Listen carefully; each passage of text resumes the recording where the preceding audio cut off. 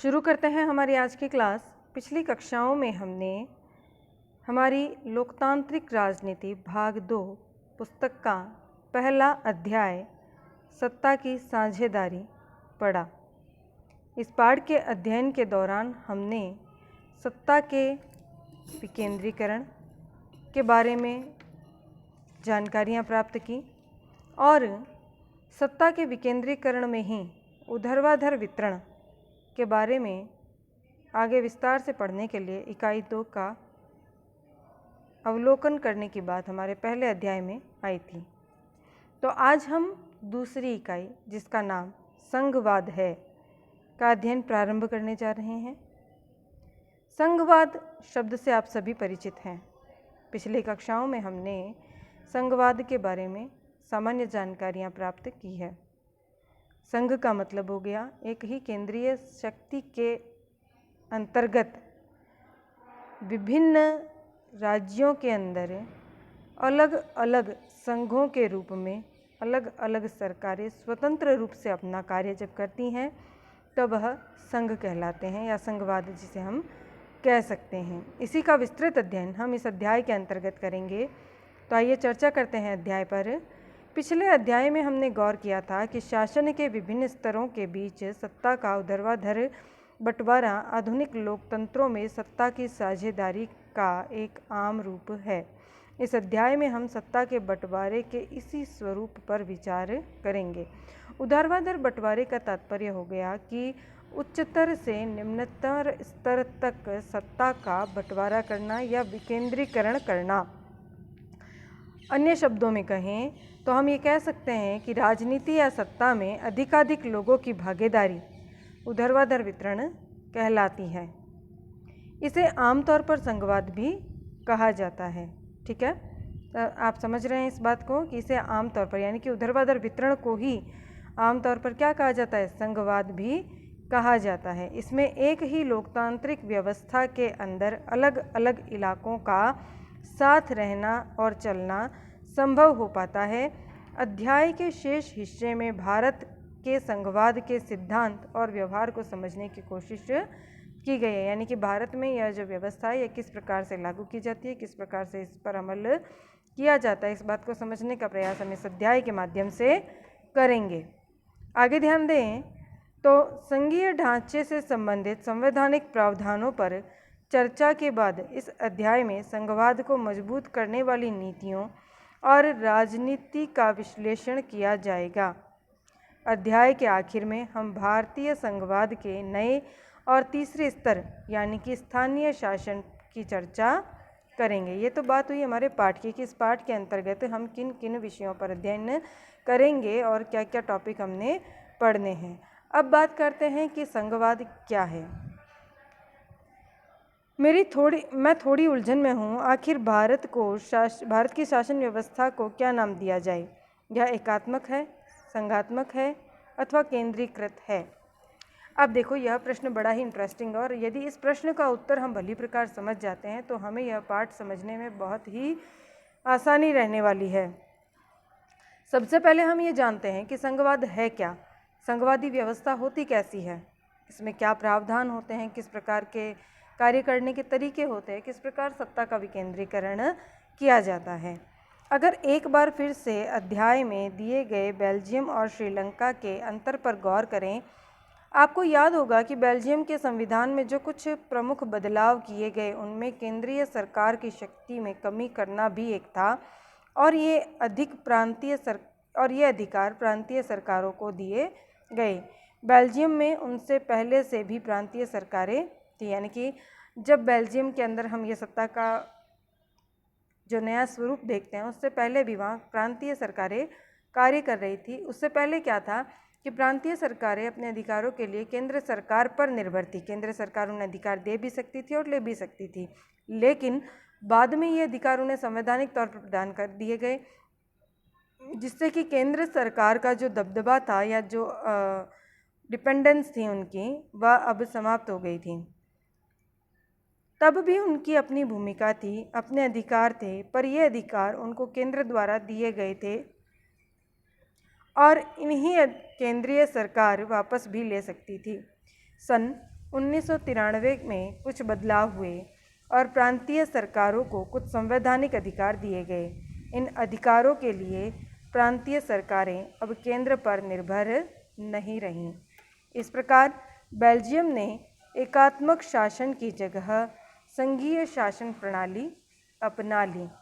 एकात्मक शासन प्रणाली में सत्ता के सभी प्रमुख अधिकार एक केंद्रीकृत शक्ति के हाथों में रहते हैं। वही सारे महत्वपूर्ण निर्णय ले सकती है या कार्य करने के लिए नियम कानून बना सकती है। और संघात्मक व्यवस्था में ये अधिकार राज्य सरकारों और उसके निचले स्तरों को बांट दिए जाते हैं। सब स्वतंत्र रूप से अपने अपने क्षेत्रों में विकास के लिए परिस्थितियों के अनुसार कार्य करने को स्वतंत्र होते हैं। आप एकात्मक और संघात्मक के इन अंतरों को साथ साथ नोट करते चलें ताकि आप इनमें कंफ्यूज ना हो। आगे देखते हैं। एकात्मक शासन व्यवस्था अभी भी व्यवहारिक रूप से श्रीलंका में पाई जाती है, ठीक है, जिसमें केंद्र सरकार के पास ही सारे अधिकार हैं। श्रीलंका के तमिल नेता चाहते थे कि देश में सच्चे अर्थों में संघीय शासन व्यवस्था कायम हो, लेकिन व्यवहारिक रूप से जब हमने पिछले अध्याय में इस उदाहरण को पढ़ा था तब ये पाया गया था कि जो बहुसंख्यक वर्ग था वह अपनी तानाशाही लगभग चला रहा था और अपने अनुसार ही नियम नए बना करके लागू कर रहा था। जो अल्पसंख्यक थे उनके हितों को दरकिनार कर दिया गया था। तो इसीलिए जो तमिल नेता थे या यूँ कहें कि जो अन्य नेता थे बहुसंख्यकों के अलावा, वो ये चाहते थे कि श्रीलंका में भी सच्चे अर्थों में संघीय शासन व्यवस्था लागू की जानी चाहिए। अब आगे देखते हैं। संघीय शासन व्यवस्था में सर्वोच्च सत्ता केंद्रीय प्राधिकार और उसकी विभिन्न आनुषांगिक इकाइयों के बीच बट जाती है। अब देखिए, केंद्रीय प्राधिकार यानी कि एक तो हो गई केंद्र सरकार, जो महत्वपूर्ण पदाधिकारी हो गया वो, और उसके विभिन्न आनुषांगिक इकाइयाँ यानी कि उसके साथ काम करने वाले अन्य जो विभिन्न विभाग होते हैं, जो विभिन्न मंत्री होते हैं, या यूँ कह सकते हैं कि केंद्र के अंतर्गत राज्य सरकारें और राज्यों के अंतर्गत स्थानीय शासन चलता है। इन सब में क्या होना चाहिए? सर्वोच्च सत्ता का बंटवारा होना चाहिए, सबको अधिकार मिलने चाहिए, सभी को कार्य करने की स्वतंत्रता प्राप्त होनी चाहिए। आमतौर पर संघीय व्यवस्था में 2 स्तरों पर सरकारें होती है। इसमें एक सरकार पूरे देश के लिए होती है जिसके जिम्मे राष्ट्रीय महत्व के विषय होते हैं। फिर राज्य या प्रांतों के स्तर की सरकारें होती है जो शासन के दैनंदिन कामकाज को देखती हैं। सत्ता के इन दोनों स्तरों की सरकारें अपने अपने स्तर पर स्वतंत्र होकर अपना काम करती हैं। इस अर्थ में संघीय शासन व्यवस्था एकात्मक शासन व्यवस्था से ठीक उलट है, यानी कि विपरीत है। एकात्मक व्यवस्था में शासन का एक ही स्तर होता है और बाकी इकाइयाँ उसके अधीन होकर काम करती हैं। इसमें केंद्रीय सरकार प्रांतीय या स्थानीय सरकारों को आदेश दे सकती है, पर संघीय व्यवस्था में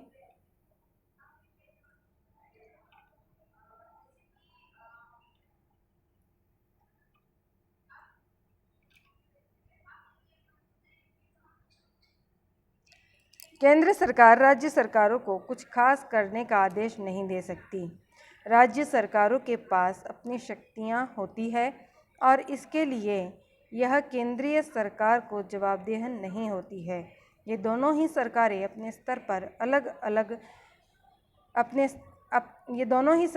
अपने अपने स्तर पर लोगों को जवाबदेह होती है, यानी कि अपनी जनता के प्रति इनकी जिम्मेदारी होती है, अपने से उच्च स्तर के प्रशासनिक निकाय के प्रति न होकर के। ठीक है ना? आप काम करेंगे अपने क्षेत्र में तो आप अपनी जनता के प्रति जवाबदेह हैं। आप से प्रश्न करने का अधिकार है जनता को। ठीक है ना?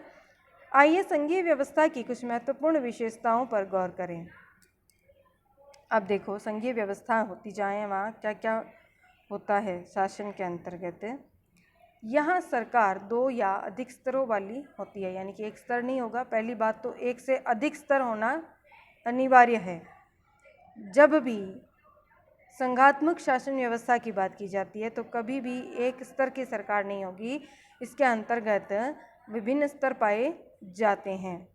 अलग अलग स्तर की सरकारें एक ही नागरिक समूह पर शासन करती है, पर कानून बनाने, कर वसूलने और प्रशासन का उनका अपना अपना अधिकार क्षेत्र होता है। यानी कि विषयों को अलग अलग स्तर के लोगों के बीच बांट दिया जाता है, जिससे कि वे एक दूसरे के क्षेत्राधिकार में कार्य ना करें और साथ ही साथ उनके द्वारा जो कार्य किया जा रहा है वह जनता पर भार नहीं होना चाहिए। जैसे एक ही स्तर को एक क्षेत्र पर कर लगाने का अधिकार दिया गया है। यदि यह अधिकार 2 क्षेत्रों को दे दिया जाएगा तो दोनों अपने अपने इस अधिकार का प्रयोग करेंगे और कर का भार किस पर अधिक हो जाएगा? जनता पर। इसीलिए शासन के अंतर्गत कानून का, कर वसूलने के अधिकारों का, प्रशासन का, हर विषय का स्पष्ट बंटवारा होता है संघीय शासन में। फिर आगे बात की जाए तो विभिन्न स्तरों की सरकारों के अधिकार क्षेत्र संविधान में स्पष्ट रूप से वर्णित होते हैं। इसीलिए संविधान सरकार के हर स्तर के अस्तित्व और प्राधिकार की गारंटी और सुरक्षा देता है। यानी कि अब ये जो बंटवारा है यह किसी व्यक्ति विशेष द्वारा या संस्था द्वारा न करके संविधान द्वारा किया जाता है, जिससे देखो एक फ़ायदा ये होता है कि कोई भी इसमें ऑब्जेक्शन नहीं उठा सकता। संविधान पूरे देश के लिए एक मान्य दस्तावेज होता है जिस पर कोई भी आपत्ति नहीं उठाता है। और यह जो बंटवारा है यह संविधान के अंतर्गत लिखित रूप से उपलब्ध होता है। तो इस संविधान में वर्णित होने के कारण इस पर कभी भी विवाद की स्थिति पैदा नहीं होती है। आगे बात करें तो संविधान के मौलिक प्रावधानों को किसी एक स्तर की सरकार अकेले नहीं बदल सकती। ऐसे बदलाव दोनों स्तर की सरकारों की सहमति से ही हो सकते हैं। यानी कि संविधान में भी समय के साथ साथ बदलाव की आवश्यकता पड़ती है और इन बदलावों को करने के लिए कोई भी एक स्तर अकेला कार्य नहीं कर सकता है। संविधान संशोधन की प्रक्रिया हमने पूर्व कक्षाओं में पढ़ रखी है। आपको याद हो तो हमने देखा था कि संविधान में 3 स्तर से बदलाव किए जा सकते हैं: सामान्य बहुमत से, विशेष बहुमत से और अति विशेष बहुमत से। भारत के अंदर जो संविधान संशोधन की प्रक्रिया है इसको हमने भली प्रकार पढ़ा था। तो संघीय सरकारों में भी ये नियम लागू होता है कि कोई भी एक अकेला स्तर कभी भी संविधान के अंदर बदलाव नहीं कर सकता। इसके लिए सभी स्तरों की सहमति और राय लेना आवश्यक होता है। आशा करती हूँ आप इस विषय को समझ रही हैं। अदालतों को संविधान और विभिन्न स्तर की सरकारों के अधिकारों की व्याख्या करने का अधिकार है। यानी कि यहाँ पर भी न्यायालय को सर्वोच्च अधिकार प्रदान है। न्यायालय यहाँ पर भी संविधान की व्याख्या करने का अधिकार प्राप्त करता है। विभिन्न स्तर की सरकारों के बीच अधिकारों के विवादों की स्थिति में सर्वोच्च न्यायालय निर्णायक की भूमिका निभाता है। ठीक है, यानी कि राज्य सरकारों के बीच जब आपके विवाद हो जाता है तो उसके निर्णायक की भूमिका कौन निभाता है? सर्वोच्च न्यायालय। आगे बात करें तो वित्तीय स्वायत्तता निश्चित करने के लिए विभिन्न स्तर की सरकारों के लिए राजस्व के अलग अलग स्रोत निर्धारित होते हैं। यानी राज्य सरकारों के अपने स्रोत होंगे और केंद्र सरकारों के अपने होंगे और स्थानीय निकायों के अपने होंगे। वे राजस्व के लिए एक दूसरे पर निर्भर नहीं होते। इनके अपने अपने अधिकार क्षेत्र हैं। अपने अपने अधिकार क्षेत्रों से ये अपने अपने राजस्व की प्राप्ति कर सकती है। आगे बात की जाए तो इस प्रकार संघीय शासन व्यवस्था के दोहरे उद्देश्य हैं: देश की एकता की सुरक्षा करना और उसे बढ़ावा देना तथा इसके साथ ही क्षेत्रीय विविधताओं को पूरा सम्मान करना। इस कारण संघीय व्यवस्था के गठन और कामकाज के लिए 2 चीज़ें सबसे महत्वपूर्ण हैं: विभिन्न स्तरों की सरकारों के बीच सत्ता के बंटवारे के नियमों पर सहमति होनी चाहिए। यानी कि जो बंटवारे का नियम है इस पर क्या होनी चाहिए? सबकी आपसी सहमति आवश्यक है ताकि सभी इसको सहर्ष स्वीकार करें और इनके एक दूसरे पर भरोसा होना चाहिए कि वे अपने अपने अधिकार क्षेत्रों को मानेंगे। आदर्श संघीय व्यवस्था में ये दोनों पक्ष होते हैं: आपसी भरोसा और साथ रहने पर सहमति। केंद्र और विभिन्न राज्य सरकारों के बीच सत्ता का बंटवारा हर संघीय सरकार में अलग अलग किस्म का होता है। यह बात इस चीज़ पर निर्भर करती है कि संघ की स्थापना किन ऐतिहासिक संदर्भों में हुई। संघीय शासन व्यवस्थाएं आमतौर पर दो तरीकों से गठित होती है। पहला तरीका है दो या अधिक स्वतंत्र राष्ट्रों को साथ लाकर एक बड़ी इकाई गठित करने का।